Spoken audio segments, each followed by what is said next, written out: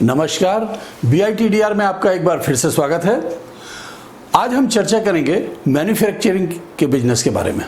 आपको याद होगा पिछले वीडियो में हमने चर्चा की थी कि कितने प्रकार के बिजनेस होते हैं और उसमें कौन कौन से बिजनेस की क्या क्या वृत्तियां होती हैं। आज थोड़ा हम उसी को विस्तार देने का प्रयास करेंगे। इससे पहले कि हम आगे बढ़ें, मेरी आप सभी से रिक्वेस्ट है कि आप इस वीडियो को लाइक करना ना भूलें। इस पे यदि कोई सवाल उठे तो इसके अंत में आप मुझसे कमेंट सेक्शन में सवाल जरूर करें, और अगर आपने अभी तक सब्सक्राइब नहीं किया है तो इस चैनल को सब्सक्राइब जरूर करें।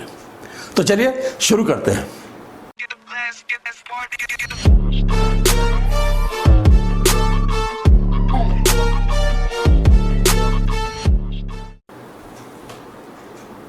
मैन्युफैक्चरिंग का बिजनेस, जैसा कि आपको सबको पता है कि इसमें हम उन चीज़ों का उत्पादन करते हैं जो कंज्यूमेबल हो या यूज़र द्वारा उसका उपयोग हो और वो इसको रेडीमेड परचेस करना चाहे।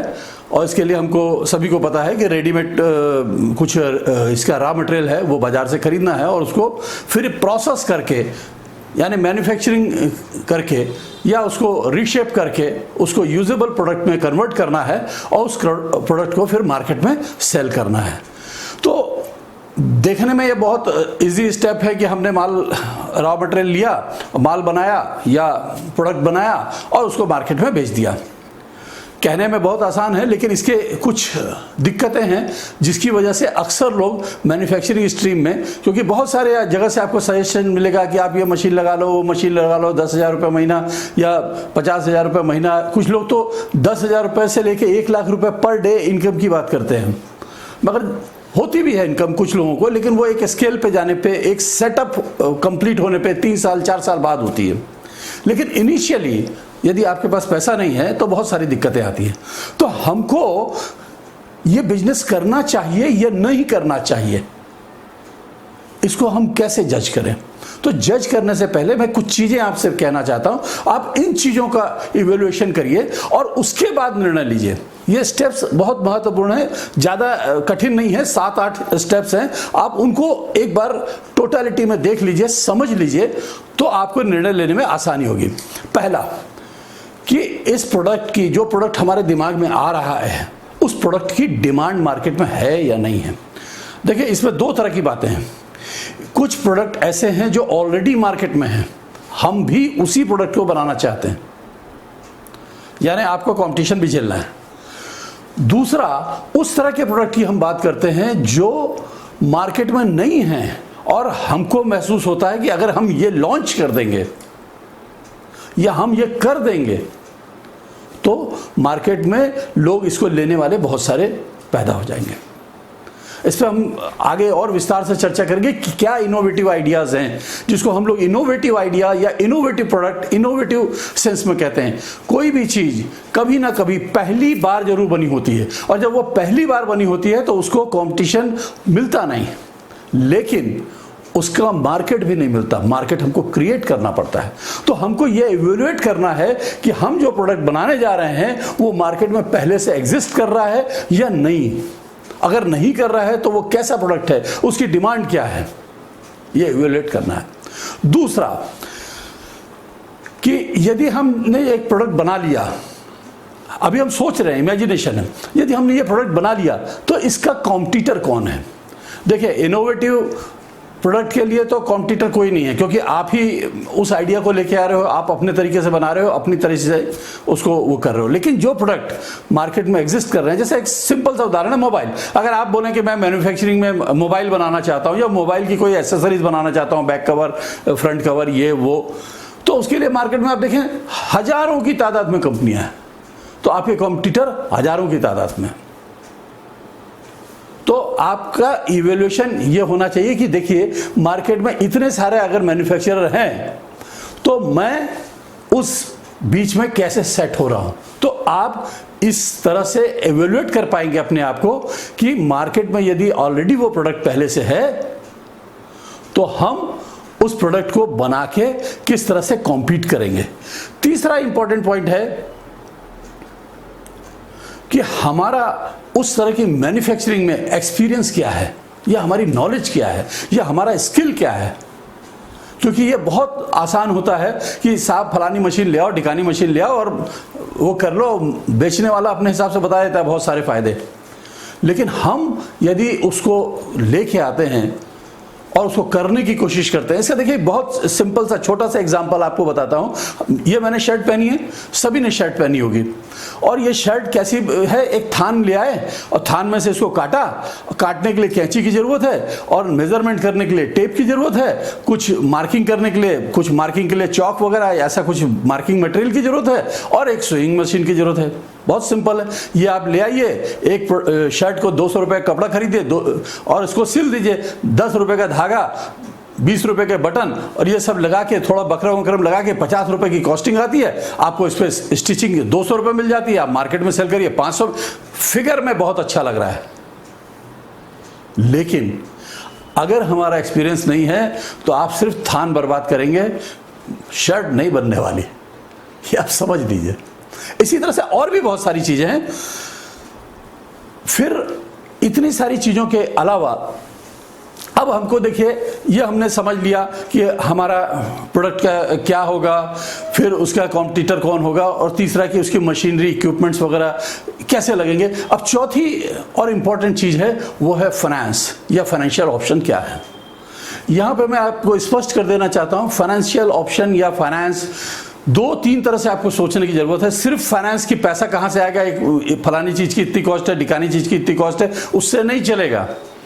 हम जब बिजनेस करते हैं तो हमको एक लॉन्ग टर्म विजन की जरूरत होती है ना। तो आपको जब भी आप बिजनेस करेंगे तो आप देखिए, तो उसमें 2 तरह से बिजनेस को के पार्ट बंटते हैं, फाइनेंस के पार्ट बंटते हैं।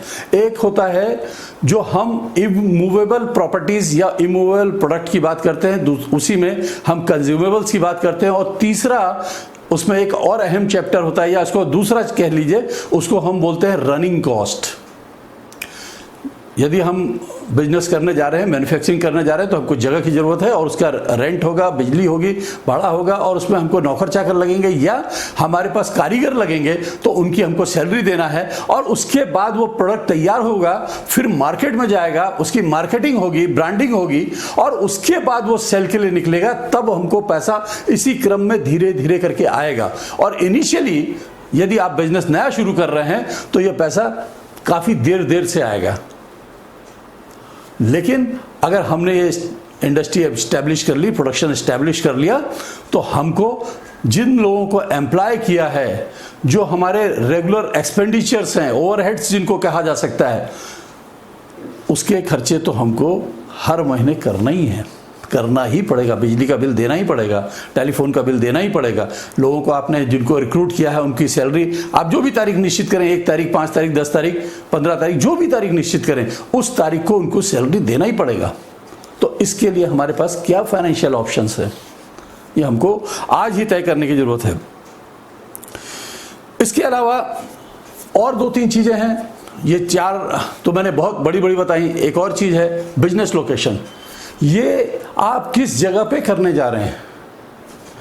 यस, ये जगह भी इंपॉर्टेंट है। वो आपकी जगह है कि आपके रेंटेड अलॉट कराई है, आपने किसी से रेंट लिया है तो रेंट देना है आपको।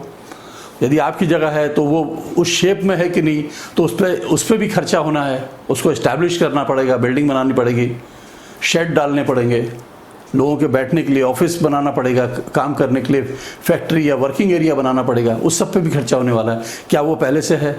यदि नहीं है तो हमको उसके लिए पैसा कहाँ से आएगा, ये अभी सोचना है।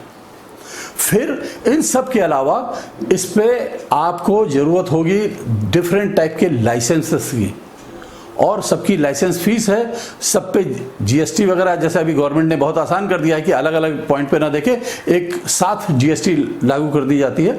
तो आपको जीएसटी वगैरह के लिए नंबर लेना है, ये सारी प्रोसेस भी आपको करनी है, और ये भी पैसा लेगा। और ये सारी चीज़ें डिपेंड करती हैं state to state, district to district, local municipal corporation से लेके नेशनल लेवल तक कई पार्ट में ये बटी होती हैं। तो ये भी हमको देखना है। इसके अलावा जो लोकल अथॉरिटीज और स्टेट गवर्नमेंट और सेंट्रल गवर्नमेंट है, उनके रूल्स रेगुलेशन उस बिजनेस, पर्टिकुलर बिजनेस को लेके क्या है, क्योंकि हर तरह के बिजनेस के लिए अलग अलग तरह की एजेंसी उसको मॉनिटर करती हैं।